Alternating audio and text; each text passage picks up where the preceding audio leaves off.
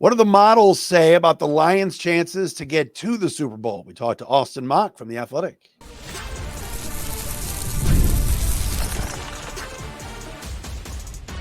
You are Locked On Lions, your daily Detroit Lions podcast. Part of the Locked On Podcast Network, your team every day. And what's good, everybody? Matt Derry with you. It is another episode of Locked On Lions right here in the Locked On Podcast Network, your team every day. Today is Wednesday, May 22nd and Thursday, May 23rd. Thanks for making us your first listen and checking us out wherever you get your podcasts. That includes for free on our Locked On Lions YouTube channel. Please hit that subscribe button. Check us out on the video side. Coming up on the program today, for those of you watching on YouTube, see him on the screen, Austin Mock, going to join us from theathletic.com. Austin loves doing a lot of modeling. He's talked recently, too, about Jared Goff and the quarterbacking situations around the NFL and values. We'll get into all that with Austin coming up momentarily. Want to remind you, find us wherever you get your podcasts. Follow us on Twitter, Derry Speaks, at Locked On Lions, and also the Matt Derry Facebook fan page. From The Athletic, Austin Mock with us today on a Wednesday edition as the Lions are full bore into OTAs. Austin, good to see you.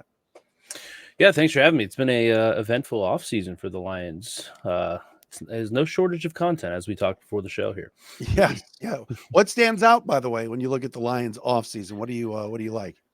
The Goff thing. I think the draft went really well. I think they did, but the Goff thing was always, I don't want to say the elephant in the room, but it was kind of, hey, what's going to happen? And I do believe they had to pay them. I know there were some people that were like, he's not worth the money, but I do think they had to pay him. But that was the interesting dynamic, and how much money he got in that ever-growing quarterback salary market, which is just insane over the last 10 years or so, maybe even the last 5. Who's next, by the way? Is it going to be Tua, Dak? They read Trevor Lawrence? What do you think? I think Lawrence is next. The Cowboys are always late on their contract extensions, but Lawrence seems to be the next one. He's interesting, right? He has the draft pedigree and everything, but the results have been I feel like there's a little bit more in there, but I think they'll probably get it done before the season, so he won't have this year to produce it. But he's going to probably, I think, reset the market again. Probably, maybe not Burrow, but he's going to be near the top there. As a subscriber of theathletic.com, you wrote a piece recently, now that the schedule is out, about modeling, looking at the schedules and who it might advantage in terms of when teams are playing, bye weeks, etc. It's interesting. I like that you said like Atlanta and the Chargers benefited from the schedule. How do you view what the Lions have got going for them? Yeah, I don't think the Lions schedule is too difficult. I have it basically right in the middle of the pack. That's what's going to happen. I always, and what I talked about with the Falcons and the Chargers, when you have a last place schedule and you switch to a first place, the Texans are the on the other side of that, you're going to play the best teams in the NFC more so. But so to have, a middle of the pack and not a super difficult schedule is definitely something to benefit from. And when you look at it on top of it, the division is trending up. Obviously, Green Bay finished the season strong, and I think the Bears and the Vikings we'll see what happens with the rookie quarterback situation. But they're teams where if McCarthy and Williams play well, those aren't going to be, easy games, especially on the road there. So to be sitting in the middle, they're in 19 is where I have them, the 19th. That's, you'll take that year in and year out when your Super Bowl window is open. But first place schedule, meaning at San Francisco, at Dallas, got to play Houston. Those are not, I looked at last year and went, all right, they're not losing at home to Carolina. They're not losing at home to the Raiders. This time around, maybe Tennessee or Jacksonville, still got to play Tampa and the Rams, who they played in the playoffs last year. This is not a cakewalk. Yeah, and that's kind of, that's the NFL. There's always, I always the Chiefs lose games they shouldn't, right? That's just how it works. And the teams are the worst team in the league and the best team in the league are not that far apart. So definitely road games, depending on where if you're off a bye, if that team's off a bye, did you travel twice in a row? How many time zones are you crossing? A lot of those things factor into it. So no game is a gimme in this league. But there's definitely spots where if you're not, playing your potential, or if injuries, that's another thing. Do injuries hit you in your toughest part of the schedule, or do they hit you when it's kind of easier? There's a lot of things that go into it. it can really, it can swing you a win or two. And when you're, when 10-7 is seen as a good year, 2 wins, now you're 8-9. That's probably not making the playoffs. So it can swing it a good bit. Austin Mock with us from theathletic.com. Any advantage to 3 outdoor games out of 17, and that's it for this team? Yeah, I think definitely with Goff, I feel like that suits him well. You don't want to be, playing a bunch of outdoor win games. And then, you look at the other contenders in the NFC, obviously Dallas plays in a dome as well. So that helps. San Francisco, the weather might not be too terrible come playoff time. So that's always something. Like I always joke, my friend and I, with Peyton Manning, he probably would have won, a couple more Super Bowls if the season was flipped where you're playing in nice weather come playoff time, because he was always a guy that didn't do as well in the weather. And I think Goff is one of those guys that fits that profile. So, and again, if you win your games and you get home games in the playoffs like last year, you're playing in a dome. And I think that suits the Lions better than most teams. Deeper dive with that Goff contract, certainly, like you said, had to get done. What'd you think of of certainly the AAV, and also just where that sets the market right now for quarterbacks? Yeah, so I always joke, my best friend from high school is a Lions fan, so we're always talking Lions, and he, was like, he's a guy that, like, Goff is a guy that he gets the job done. I don't know if he's really, like, the ceiling is super high, but I think he's definitely a floor raiser in the right situation, and the Lions have done a great job building the roster around him. So you have to pay him, right? Like, if you don't, if you win 31 games over the first 3 years of the contract, you probably take that, if you average it out. But, like, if you don't pay him, there's not oh, hey, let's just go get a quarterback and we'll win 10 games. That's not what happens. So, like, it's one of those things in the NFL market right now with quarterbacks, is that it's like the Patrick Mahomes and the Josh Allens, the best player in the leagues, they can set the market, but also, like, those maybe second and third tier guys where it's like, hey, you're still able to win games. And if things break right for us, and if we build a good roster around you, you can take us the whole way. Like, again, big lead in the second half of the NFC Championship game. They were right there. So things can go there. So technically it's an overpay by my numbers. I have him worth around $40 million. But again, it's one of those things where if you don't pay him, it's not, who are you going to get? The options are not there. So it's one of those things that had to get done. Is it an overpay? I'm not an analytical guy that's like, it's an overpay, so it's a terrible deal. I think they had to do it. I think it's a Goff friendly deal, but I think it's just something where the Lions basically, you have a window here and you got to pay your quarterback. It's interesting. Our mutual buddy Trevor Sikkema from PFF, he did his quarterback rankings, and he's still got Goff at like 16, even behind Kirk Cousins. And obviously that's his opinion. But now I don't know. To me, what more does he have to do? It wasn't like in the second half of the NFC Championship game, and I don't want to rub salt in my viewers and listeners' wounds here, but it's not like he threw 3 picks.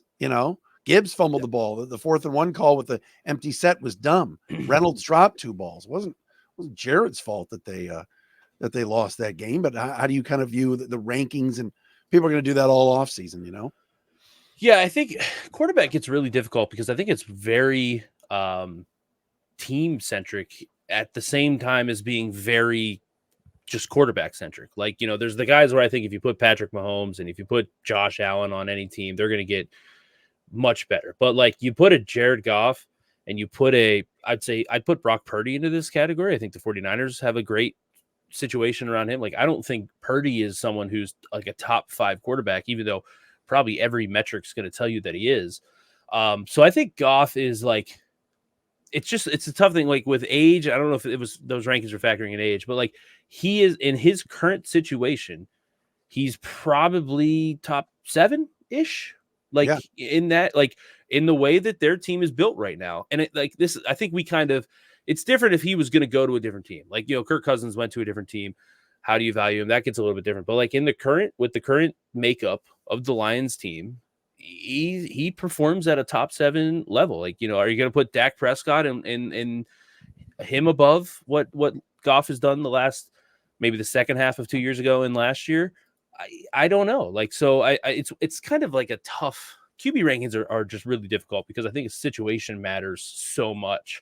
And I think Goff is in a really good situation, and we saw it when he was in LA. When you put him in a really good situation, he can produce at a pretty high level. I don't think he's gonna ever be considered a top like 3 quarterback in a league.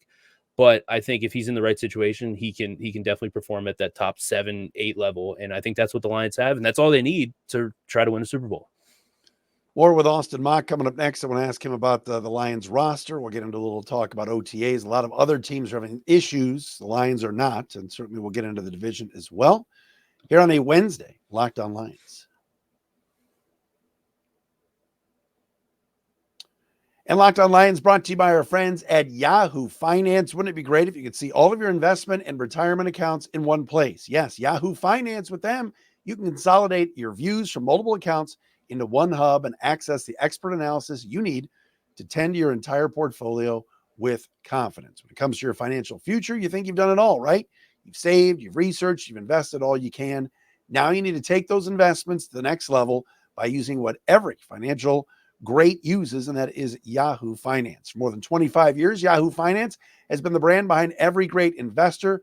They are the number one finance destination, producing a holistic look at the financial news cycle, including breaking news, original editorial perspectives, analyst ratings, independent research, customizable charts, and so much more. Securely link your brokerage accounts for a unified view of your wealth, including 401k and other investments, with Yahoo Finance.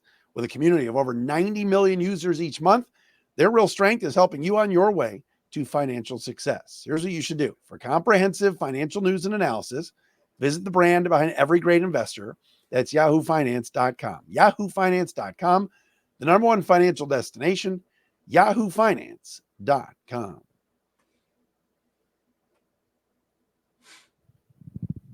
Austin Maka with us from theathletic.com, a fine NFL writer, covers just about everything, whether it's the draft, the analytics, quarterback stuff, which we talked about before. You mentioned, Austin, about the Lions.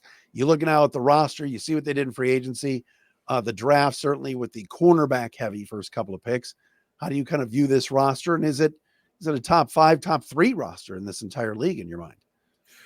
Yeah, I think when you look at, like, I always try to, like, roster for me is kind of like, do you look at it with the quarterback or not? And in terms of non-quarterback, I think the Lions have a top 5 roster in the league for sure. Like, I think they addressed their needs in the draft, definitely with the cornerback position. That was really where they were lacking last year. And just pretty much the defensive side of the ball in general. Offensively, you have Sewell, Amon-Ra St. Brown. Those are top, definitely 5, probably 3 players at their position. And it's just like Aiden Hutchinson's a young star in this league. He's people. I think some people were trying to say he wasn't living up to the hype as a 2nd overall pick. I think he's been great for them.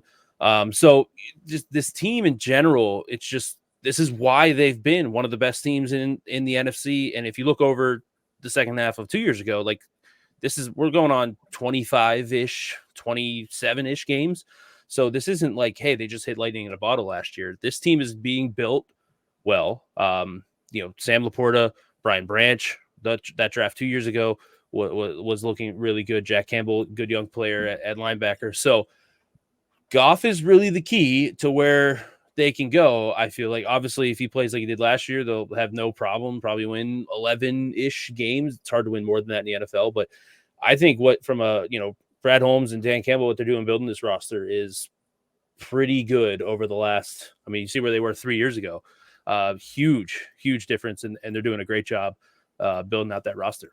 You mentioned before about the offense and the need to add on defense. Let's start with DJ Reader. How big of a pickup is that going to be in your mind for this club? Yeah, huge. Reader is, every metric you look at, PFF grades or just, I do a splash play, which is basically any, like, run stops, forced fumble, anything that you would think of a splash play. He's that guy in the middle of a defensive line. And I always, like, you just need players. Like, I feel like that's what the Lions have done on offense. They just have a bunch of players everywhere. Like, all these guys do their job, and that's Reader's one of those guys. He missed time last year. Hopefully he can come back and play a full season for them. And then you look at that defensive line, and it's starting to kind of like, okay, they can in the trenches on that side of the ball, they can kind of wear any offensive line down. And Reader is, when healthy, one of those guys that can take over a game in the middle of a interior defensive line. So I'm really interested to see how that fits. And maybe it takes some pressure off of Hutchinson and getting some pressure. If they can get some interior pressure, that's going to take pressure off the secondary as well with the young rookie cornerbacks there. Speaking of that, with the rookie corners, Terrion Arnold, certainly they never thought he would drop at 24, moved up to get him. Rakestraw, they never thought they'd get him at 61. In your mind, how long does it take for some of these rookie corners to blossom, and how much do you think they'll play?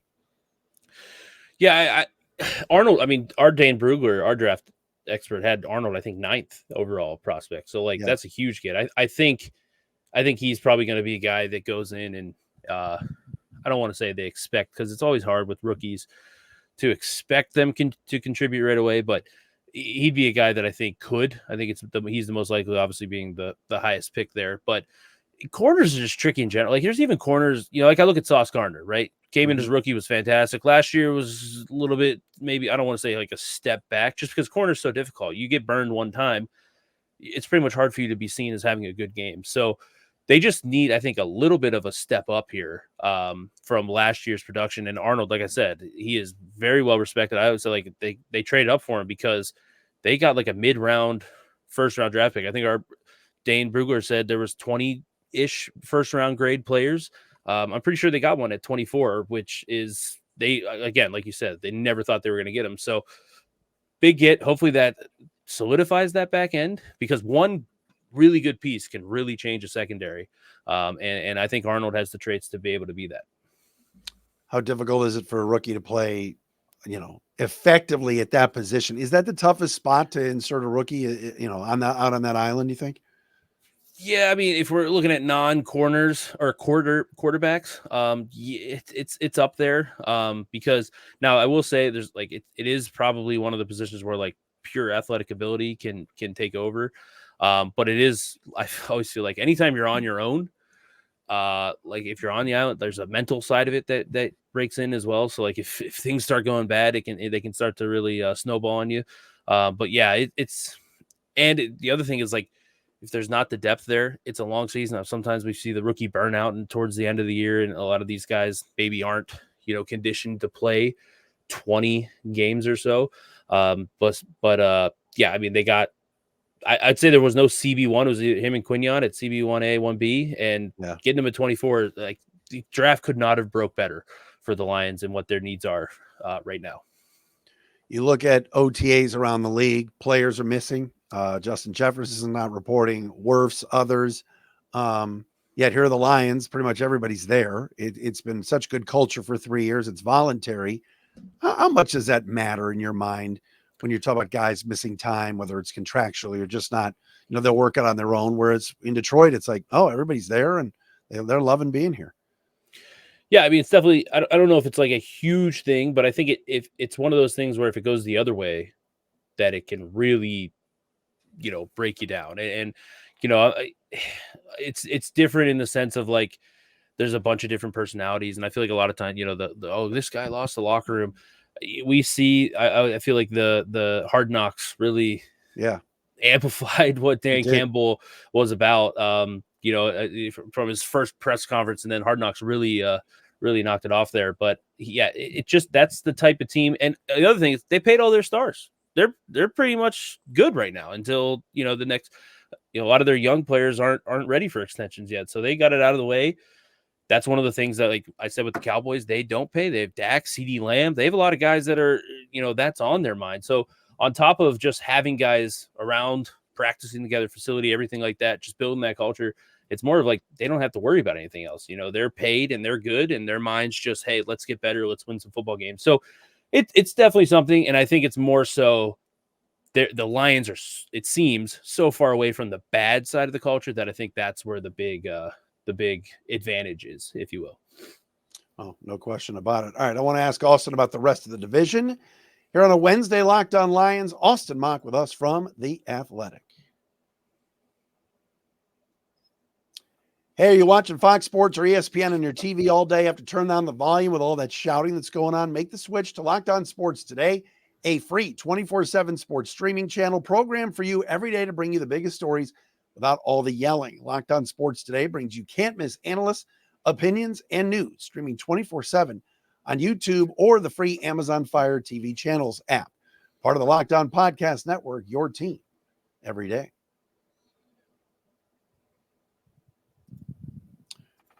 Back with Austin Mock from theathletic.com. All right, Austin, you look at it. Vegas has Lions win total, I think, at 10.5 still with our friends at FanDuel, Green Bay at 9.5. There are some that feel like the Packers may overtake Detroit this year. How do you kind of handicap the division? And what do you think of what Green Bay has done?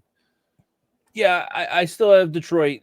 I think those numbers are pretty fair. I think Detroit's still a little bit better for me. They're more proven. A lot of young guys for Green Bay as well, and young guys are very, volatile, very wide range of outcomes with them. Definitely more vet driven.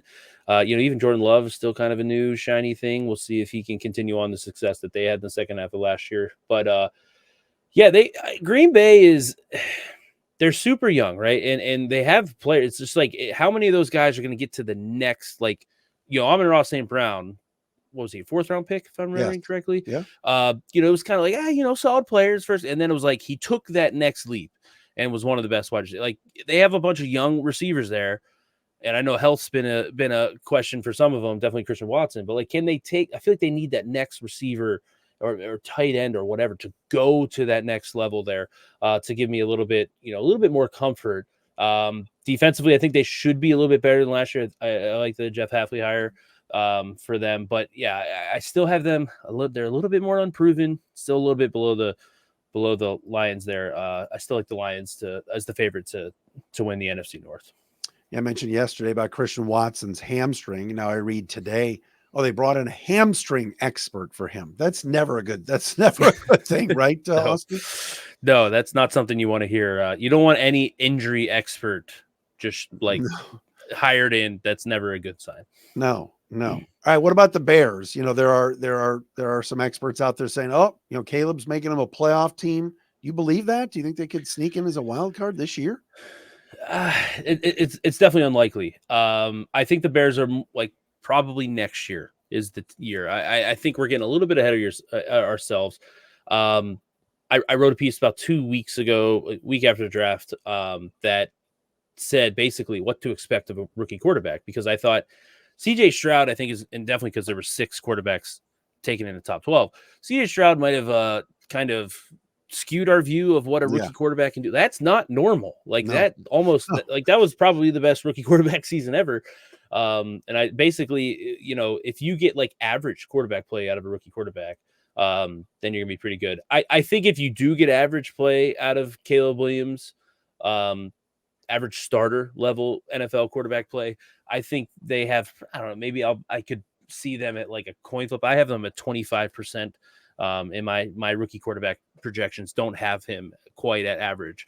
So they're 25% to make the play. I can see them maybe in a coin flip, but it's just so that's not the norm. If they get CJ Stroud out of it, they're going to be a division title contender because CJ Stroud was awesome last year. But I think we need to take a little bit of a deep breath.